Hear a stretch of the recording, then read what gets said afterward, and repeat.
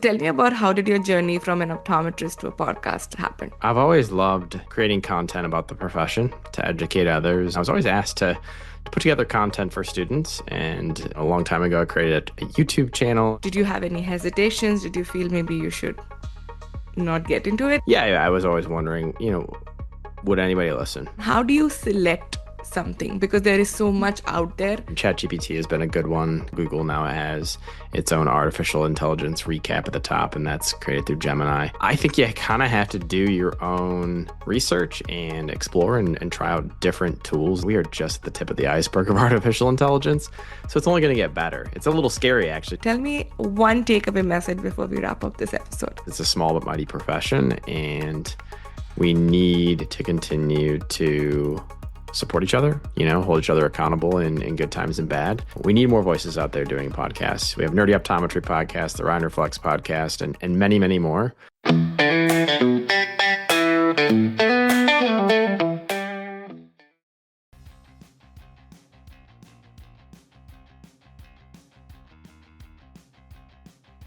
Leadership is the capacity to translate vision into reality, a quote by Warren Bennis. Hello, everyone, and welcome to Nerdy Optometrist, a podcast channel for all things eye care, and this is your host, Ukti Vora. Before we dive into this yet another episode, I would like to remind you all that don't forget to follow my channel and catch all the episodes on your favorite platform. With that, I'm going to introduce our guest for today's episode, Dr. Ryan Corte. If you are a nerdy optometrist just like me, I'm sure you would have met him, spoken to him, or heard his podcast. Yes, he is a fellow podcaster, and it's a pleasure to introduce and share a lot of things that he does beyond podcasting as well. Dr. Ryan Corte is an optometrist, multi-location practice owner, speaker, consultant, and as I mentioned, the host of the Ryan Reflects podcast. If you haven't checked it yet, go ahead and hit that button to kind of listen to all his amazing conversations. He is passionate about helping optometrists find purpose, achieve professional fulfillment, and create a thriving practice rooted in strong leadership and culture. Through his work in optometry and his podcast, Dr. Corte shares real world insights in eye care, business growth, and personal development to inspire the next generation of eye care professionals, which is perfect because I'm sure all of us are ready to be inspired. With that, a very warm welcome to the Nerdy family. Well, thank you so much for having me on. I listen to the podcast. It's honestly so nice to have a nice community of optometrists speaking positive, good energy out into this community and this world and promoting the profession. So thanks for having me on. Absolutely. It's a pleasure. It's always great to have a fellow podcaster, and I'm sure it would be very interesting. And I don't know if you get nervous. I do get nervous when I'm on the other side of the mic. So I kind of thrive with it. I love the, what's next questions, off the cuff stuff. So I'm here. I'm here for it. Let's have some fun. wonderful. And that's what Nerdy Optometrist is all about, to have fun. But I'm going to go to my favorite question of how did your journey as an optometrist started? Was it planned? Was it an accident? Tell me about it. How did it all start? Yeah, my journey to optometry, I didn't know much about the profession outside of going to get glasses when I was in elementary school because I just couldn't see across it was an auditorium. And my parents were like, "You can't see that?" And I'm like, "No." And I was squinting, and that kind of began that journey as just a patient. And so, glasses, and then shortly after contacts, and being asked a lot of questions about eye health as well, but not having any eye health concerns or issues. And then wanting to become somebody who was a part of the medical profession. So, pre-med for undergrad, and looking to explore MD, DO, dentistry, and, all the various allied health professions. And optometry popped up as an option. And I'm just extremely grateful that it did, because I didn't really realize it was an independent profession. Mm-hmm. It's more so along the lines of, all eye doctors are the same. And so, just diving into that, learning a lot from one of my mentors, Dr. Mark Collip, who's now the president of ICO. He gave a very great speech at one of the pre-optometry group meetings that we had at my undergrad, Michigan State. And, it was all about having a family life, having the ability to help and serve those, be part of the preventative movement in healthcare. That was really how I got into this profession. I just took it from there. That's wonderful. I'm glad you had such amazing mentors, and I know a mentor can change your life. And I'm glad to have you as part of the eye care industry because you're one of the pioneers trying to bring the change and love to the community. So, you are an successful optometrist, which is already a lot of work.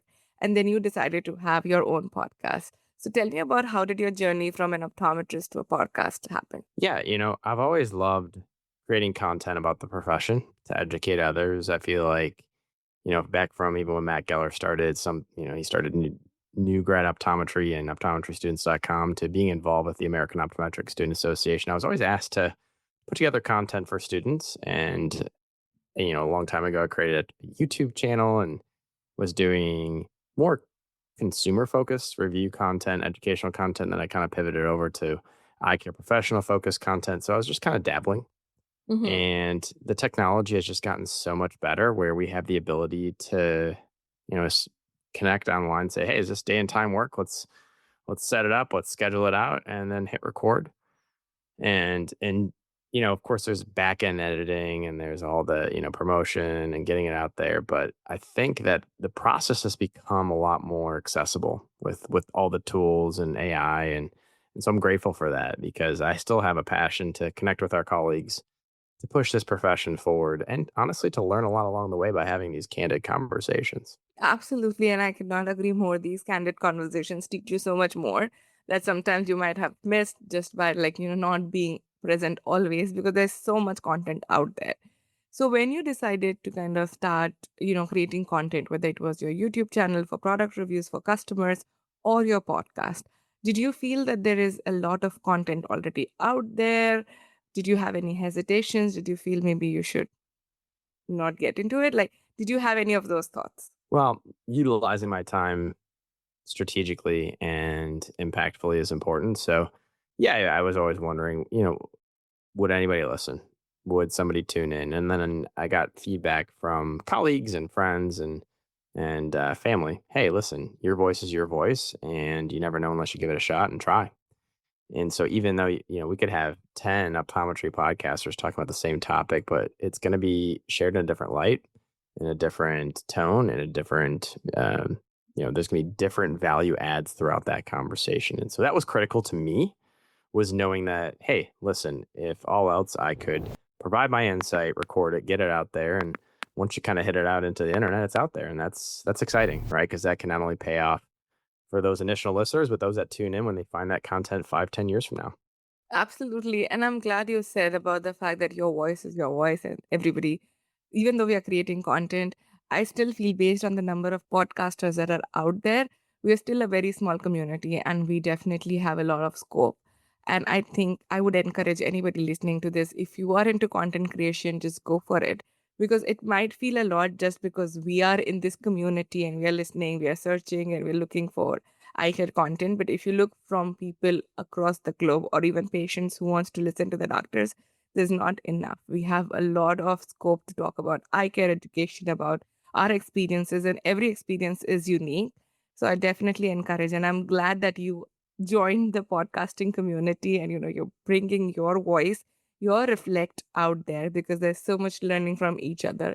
You would ask the same guest a different question that I never thought about, and that could strike complete different conversation, which is so interesting about this whole podcasting and what we do. So tell me about some of your valuable lessons that you have learned from these guests that you talk to. What were your reflects that you had that were very interesting for you? Yeah, this one kind of gives me goosebumps because I believe that everybody's journey is truly unique and different, and a lot of times what is positioned in what people put on social media or even at conferences or what you catch them at their best possible moments. But we all go through trials, tribulations, challenges. Nobody's life is just simple and easy. We all can learn from each other and build each other up, and especially in times of adversity and challenges. And so to me, it's been enlightening to know that because I've gone through my own challenges in life, Mhm. personally, professionally, and I believe that it's critical that we take some time together as a profession and share that information, and really work together to drive each other, including our profession forward. Absolutely. And you're also a practicing optometrist. So tell me, how are you balancing your practice as well as everything else that you do? That's a constant question. Honestly, I do the best I can. I utilize, artificial intelligence to help with, the editing and the post production process and getting it out there. I just hired a virtual assistant to help, with getting a lot of this, I would say, post production stuff done, and helping Mhm. schedule and helping with brainstorming topics. But I'm also utilizing that virtual assistant for internal content development and getting a lot about the practice out to the community, out to other eye care professionals when we're recruiting. So it's all about being strategic with your time and scheduling things and communicating. So I have a wife and two kiddos, and working with my wife to communicate. When do we do these things, and trying to be very intentional with that has been important. That's fantastic. And I think you did talk about, I think, my favorite topic, artificial intelligence, like AI is the talk of the town. And I Mhm. think it's very interesting how you said you're using it for so many things, right, in your editing and podcasting world, but also for communication. And Mhm. AI has been a hot topic even in our industry. And I know that you've been part of a lot of conversations around this topic. So when you are selecting different tools that you said, like, yeah, you use different AI tools and assistants to make your life easy, are there any advice that you would like to share with the listeners on how do you select something? Because there is so much out there. Say for your practice, specifically for your practice, how do you pick? Yeah, so I mean, ChatGPT has been a good one, kind of, the first mover advantage with just getting to market and actually operating and working well. So I love that. I love how Google now has its own artificial intelligence recap at the top, and that's created through Gemini. I think you kind of have to do your own research and explore and try out different tools that are available for you and your practice, and then evaluate them on a case by case basis. There's no one size fits all solution that's going to make everybody happy. Mm-hmm. But there's absolutely a number of great tools, and we are just at the tip of the iceberg of artificial intelligence. So it's only going to get better. It's a little scary, actually, to the degree of how much it's going to help us be much more efficient and effective in how we analyze data, how we communicate, how we do the jobs that we do. But yeah, I would just start with some of the big ones out there, the big players, and see what you like and what you don't like, and then invest in learning how to utilize these tools, because there are a lot of resources already out there on, how to prompt the tools or how to best navigate the tools, and what can you actually get done with these artificial intelligent tools, which is a lot, right? You can get a lot done. Yeah, yeah, absolutely. And I'm glad you said, like, try it yourself is the best way. And how every AI tool and every practice is unique. So you might want to test it out because it's not one fit that will, work for everyone. Everything is unique. But which are your favorite tools? And what do you have to talk about the learning curve? Do you feel it's like too much of time that you have to invest in learning a new tool, or do you feel like now the AI that's available, at least the good ones, were easier to kind of adapt? Yeah, so, ChatGPT is actually pay for the upgraded version, and I'll upload all sorts of stuff. I'll upload, data that I'll download from practice, KPIs, and analyze those. I'll help it rewrite different drafts of different practice resources or emails, content that I put together. I'll help it brainstorm ideas, help me, bounce some things off of it. So for me, that's my go-to. Yeah. Um, I just had a moment though the other day where it was down, and I was like, let me try out a few others. And so I think that they all have their pros and cons, their little Mm. nuances, and you just got to figure out which one do you like, and does it jive well with, the user interface and the user experience, and the feedback that you're getting too. Because none of them are perfect. So you also have Yeah. to be able to assess. Sometimes I'll put a prompt in, I'm like, this is not what I wanted. And so you gotta be at least smart enough to know, hey, here's information you're being given. Is it, 100% truthful? Is it 100% accurate? No, it's not. And so you got to be able to look through that as well. I completely agree. And I really like the fact that you mentioned about like a paid version, especially for these AI tools. That's very critical because sometimes when you are providing, like, you're using a free version, it's good for testing, maybe when you're learning it, but you might be feeding a lot of your personal data, which you don't know how it's been used. So that's why making sure you are using a paid version, even if it is something that you want to use for a couple of months, try it out, maybe then you switch to another one, is Yeah. always a good idea for data privacy, as well as the fact that the prompts are very important in terms of how we utilize it. Otherwise, it might give you the results which you might not really enjoy, and you think Yeah. that it's crappy, but probably you don't know how to utilize it. So definitely invest in some time in learning and getting more comfortable with these tools. But I like the fact that you're using these tools for like patient communication, for patient education to help with your practice growth along with your podcasting. So there are multiple uses of these AI tools that you already mentioned. But if you have to talk about like the gaps in an eye care practice where you would like to have or see better AI tools or better technology that can help with efficiency, that can help with growth in an optometry practice, what would that be? Or what is being worked around in the industry already? Yeah, there's a lot. I think that every EHR is trying to implement it in regard to how it shares data with you in regard to like a virtual AI scribe. Like you click a button and all of a sudden, all of the conversation that you're having, HIPAA compliant wise, is being drawn up Mm-hmm. and put into that patient's chart. There's a lot that they're testing out. I think it's a little early, but and yeah, obviously the red tape of healthcare makes me a little bit nervous. Mm-hmm. Of are we doing it the right and appropriate way? So there's definitely a line you gotta walk there. But I believe from check in to check out, there's ways you can utilize it, intake forms and analyzing insurance and checking somebody to see if they actually are verified with their insurance and submitting claims. A lot of the back end work, could really be driven home. Analysis of data for a lot of the specialized tests that we utilize, so OCT and visual field analysis and analysis of fundus photos, all that stuff, I'm sure will continue to improve so we can be more streamlined and be more intentional with our time and within the practice and make better educated decisions on how we take care of our patients, right? Because it ultimately comes down to patient care and serving that individual that's in your chair. Absolutely. And I could not agree more. And I like the fact that you said like there's so much of AI tools available from check-in to like check-out and everything in between, where we can kind of incorporate some tools to basically make your mandate work a little more automated and where you can Mhm. focus on patient care versus just documentation, which is not fun for, I'm sure, most of us. Mhm. Yeah, absolutely. So you talk about like leadership, you talk about the future of eye care and inspiring the next generation eye care professional. How do you envision the future of eye exam or eye care would be with all these technologies coming in? What are your thoughts around it? I even just look at where we are right now with the tools that we have in our clinic today, just having the ability to do a what I call digital eye exam to a certain degree, right? So, you're no longer refracting with a lot of the old tools. You have these automated refractors that are fantastic.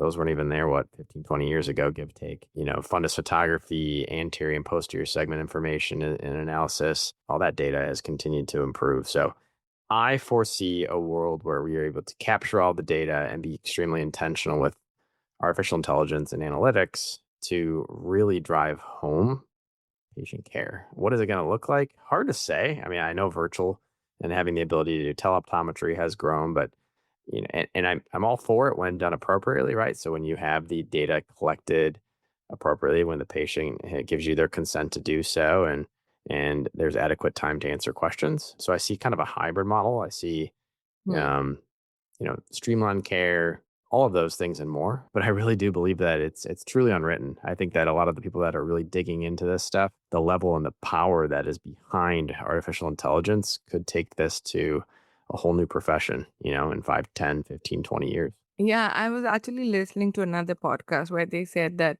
within 5 years, most of our professions will have a very different face and how they practice, or including healthcare. And that's where I was kind of trying to understand, like, what are people's views around this. And the fact is, I could not agree more. The fact that as much as we talk about data, AI, and transforming our lives and making our work life easy and more balanced, it is very important that it is done right in the right format. And I talk about this in all my recent episodes that it's important for us to be at the forefront of it versus on the back seat, Mhm. because we are in a way the people who understands what our patient requirements are as well as what's ethical and what's right when we're developing it. So I am glad that you said that you're all for it, but you're cautious as well, and that's definitely a message for everyone. Please proceed with caution, but Yeah. definitely move in that direction. Well, yeah, the last thing you want to do is become overly reliant on technology and lose sight of the patient, right? Yeah. And just taking care of the individual that's there. It's another human being. And so we need to be, a lot of times we got to be smarter than the machine, right? And I know artificial intelligence is robust, but for an example, if a OCT is done and not all the data is captured, if there's missing spaces, you can't read there and read that OCT and tell a patient they have a disease state that they don't have without assessing, is this even accurate information based off of what was captured, right? So we have to make sure that we're putting in some safeguards. Absolutely. And I like the fact that we talk a lot about artificial intelligence, but let's not discount the human intelligence as well, because that's the core of everything. Because I feel that we're becoming more and more dependent on these technologies, and we're trying to kind of in a way be more dependent versus utilizing it as an assistive tool. I think we need to be a little more cautious and trust our instincts and our knowledge, our experience as well. Couldn't agree more. Perfect. So I think I would like to go and dive more into knowing you as a person. I know we've done like one game section when we met in person, but it's time for another game round in this podcast where we try to know a little more about who you are and what you like. So are you ready for it? Absolutely. Let's do it. So the game is called This or That. It's just very simple. I'll give you two options. Pick the one that you love the most. So are you a dog person or a cat person? Dog person. All right. Phone call or text? What do you prefer? Oh, text message. Yeah. Text. All right. Glasses or contact lenses? Contact lenses. Online shopping or shopping in store? Online. Online. Cake or ice cream? Ice cream. All right. Oceans or mountains? I live in the mountains, but I appreciate visiting the ocean. I'll say ocean. Yeah. Oceans. All right. A movie or reading? Movie. All right. And that's about it. I think you did great. I definitely know next time we catch up, we'll try to go near the ocean and grab an ice cream for sure. So I think Ice cream in the ocean. Yeah. that's going to be our goal when we meet next time in person. But it's been a pleasure talking to you, Dr. Ryan. But tell me one takeaway message before we wrap up this episode. Yeah. For those listening in, first and foremost, thank you for having me on the Nerdy Optometry podcast. This is fantastic. You do such a great job. I love tuning in and want to just continue to give you praise on that because you've done an excellent job. My takeaway is it's a small but mighty profession, and we need to continue to support each other, hold each other accountable in good times and bad, and raise and elevate the level of care and how we operate as a profession up. And so, we need more voices out there doing podcasts. We have Nerdy Optometry podcast, the Ryan Reflects podcast, and many, many more. We have people that are doing it in short form content on social media, longer form content on social media, in-person advocacy, a lot of digital advocacy, but we need to continue to drive this profession forward in a positive fashion and light.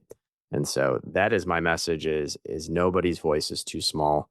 And the combination of all of our voices together is what drives this profession forward. Absolutely. And I could not agree more. Thank you once again for sharing that insightful takeaway message. I'm sure people listening who might be hesitating if they should kind of bring some content to the industry will be inspired and encouraged. Definitely do check out Ryan Reflects. I'll be dropping the link in the description. Do connect with Dr. Ryan because I'm sure he'll share some very inspiring stories and inspiring information that will help you grow as a person, as a professional. So, with that, thank you once again for your time. Thank you for having me. It was an honor and a pleasure.